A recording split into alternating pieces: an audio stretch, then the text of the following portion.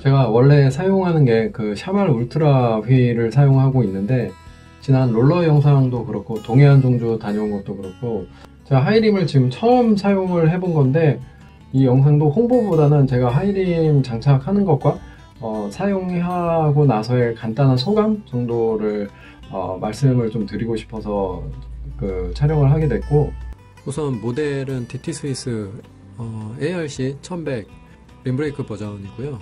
카본 브레이크 전용 슈를 써야지 되기 때문에 기존 거를 지금 교체를 하는 모습이고요. 한 번도 교체를 해보시지 않은 분들은 참고로 영상을 한번 보셔도 도움이 되실 것 같아요. 분리를 하면은 이런 모습이고, 나사를 풀어주고, 사실 알고 보면 구조는 되게 간단합니다. 보면은 이쪽은 뚫려 있고 이쪽은 막혀 있죠. 그냥 뚫린 쪽으로 그냥 밀어서 빼면은 돼요. 근데 처음 빼면 저처럼 이렇게 흙먼지가 잔뜩 나올 겁니다.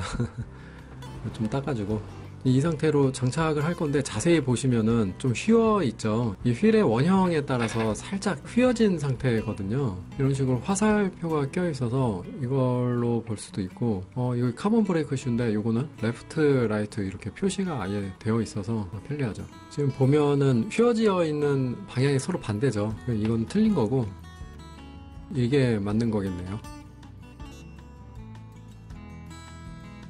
끝까지 밀어서 꽉 껴준 다음에 볼트를 다시 체결하고 원래 껴있는 곳에다가 장착을 해주면 됩니다. 일단 떨어지지 않게 살짝만 조여놓고 휠을 실제로 장착을 한 다음에 그 브레이크 패드가 닿는 면이 정확하게 일치하도록 세부 조정을 해주시면 됩니다. 제 거 기존 휠이고요. 프라켓은 제 거를 옮겨서 쓰기로 했기 때문에. 근데 뺐는데 너무 지저분해가지고 좀 세척 좀 해서 장착을 하기로 했어요. 준비물은 뭐 별거 없어요. 장갑, 옷은 칫솔, 제가 쓰는 오렌지 세정제인데 이걸 다 썼더라고요. 언제 다 썼지? 그래서 그냥 임시로 그냥 다른 세정제로 썼는데, 저는 일단 없어서 이걸로 쓰기는 했는데 아무거나 막 쓰시면은 안 되고요.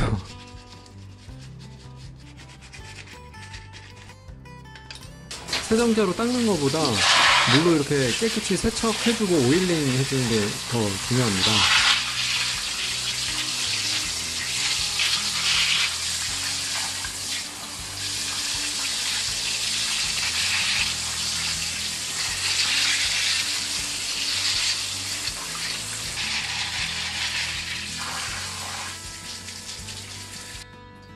많이 깨끗해졌죠 이제.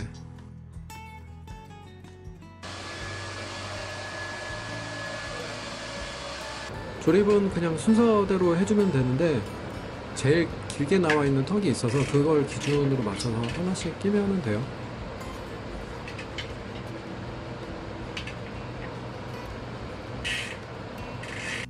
앞휠은 미리 달아놨고 리어 휠을 장착을 하고,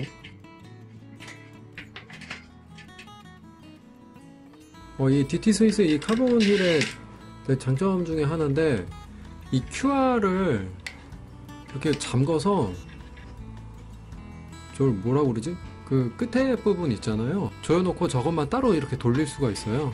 기존 거는 잠기는 방향을 계산을 해서 위치를 맞춰서 조였었어야 되는데 이런 건 되게 편하더라고요. 네, 완성된 모습이고요. 일단 휠셋을 장착을 하고 굉장히 많이 타보려고 노력을 했어요. 동해안 350km 갔다 온 것도 이 휠셋으로 갔다 오고, 백두대간 그란폰도 갔다 온 것도 사점다사는 이 휠셋으로 다녀왔었고요.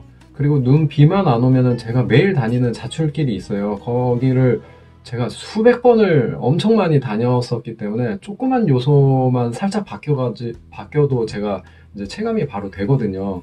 거짓말 좀 보태면은 제가 눈 감고도 다닐 수 있는 길이기 때문에 그런 부분에서 제가 테스트하기에는 조건이 되게 좋다고 생각을 했어요. 어떤 객관적인 지표나 뭐 파워미터가 있는 게 아니라서 되게 주관적일 수 있다라는 거를 말씀을 미리 좀 드려야지 될 것 같고, 근데 결론부터 말씀을 드리면은 하이림에 대한 로망이 어느 정도 저도 조금은 있었던 편이기는 한데, 어떤 막 드라마틱한 그런 효과가 있지는 않았어요. 다른 분들도 거의 느끼는 부분하고 거의 대부분 비슷하게 좀 저도 체감을 하긴 했는데, 일단 제가 거의 라이딩을 솔로 라이딩을 하기 때문에 독주 기준으로 말씀을 드리면은, 일단 평지 같은 경우에는 항속하기가 편했어요.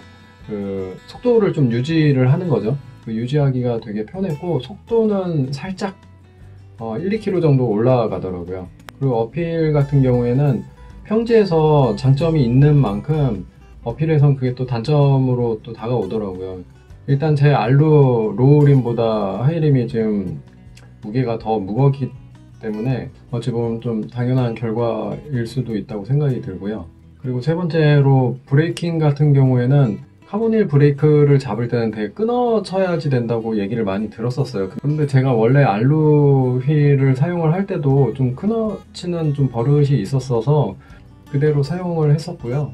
카본일이 뭐 브레이킹이 좀 더 잘 안 된다? 뭐 그런 느낌은 전혀 없었어요. 뭐 똑같이 브레이킹 더 잘 됐었고, 다만 알루림 쓰다가 카본힐 갔을 때는 거의 뭐 비슷했었는데, 반대로 왔을 때는 알루미늄 휠이 훨씬 더 브레이킹 더 잘 되더라고요. 그래서 원래 내게 되게 잘 됐었구나. 그리고 제가 생각하기에 치명적인 단점 두 개가 있는데, 첫 번째는 역풍, 그러니까 바람이 옆에서 불 때 이게 핸들이 휘청이는 게 되게 생각보다 많이 심하더라고요. 특히 동해안 종주처럼 바닷가를 갔을 때는 이제 해풍이 불 때도 있고 뭐 유풍이 불 때도 있는데, 그럴 때는 이제 옆에서 계속 불거든요, 바람이. 그럴 때 뭐 뒷바퀴도 바뀌는 하지만 이 프론트 휠에 그 받는 바람의 영향이 되게 크더라고요. 그래서 제가 가끔 힘들 때 포즈 취하는 뭐 에어로 자세를 한다든지, 뭐 그건 이제 핸들바를 제가 잡고 있는 게 아니니까요. 그런 약간 불안전한 자세는 제가 할 수가 없겠더라고요. 그리고 공도주행 하는데 옆에서 차가 지나가면은 바람이 생기잖아요. 그럴 때도 이제 이게 휘청하더라고요. 그래서 옆에 이제 차 온다 그러면 굉장히 긴장하고 핸들바를 꽉 잡고 다녔었던 기억이 좀 나고, 그리고 두 번째 단점은 비 올 때 브레이킹이 굉장히 안 잡힌다고 하는데, 이거는 제가 직접적으로 카본힐을 달고 우중 라이딩을 한 적은 없었어서 그거는 그냥 말씀으로만 드릴 수가 있을 것 같네요. 그리고 마지막으로 이거는 굉장히 개인적인 건데, 카본힐로 바꾸고 제가 제일 마음에 들었었던 거가 바로 소리 관련된 거였어요.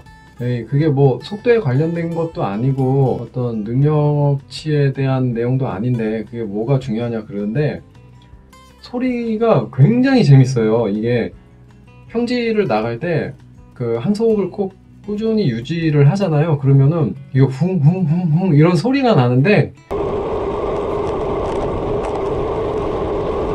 이게 소리가 그렇게 나는 거가 너무 재밌고 신기하고, 그 소리를 더 세게 좀 들으려고 더 밝게 내고 약간 그런 것도 있더라고요. 사실 녹음을 하려고 했었는데, 이게 앞에서 바람이 들어오는 것 때문에 그 휠의 그 붕붕 하는 그 소리가 잘 녹음이 잘 안 되더라고요.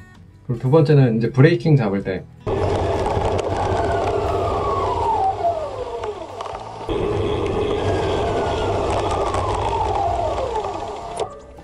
소리가 되게 좋더라고요. 이건 굉장히 제 개인적인 취향 내용이라서 좀 뭐 사람마다 다를 수 있지만 저는 일단 그랬어요.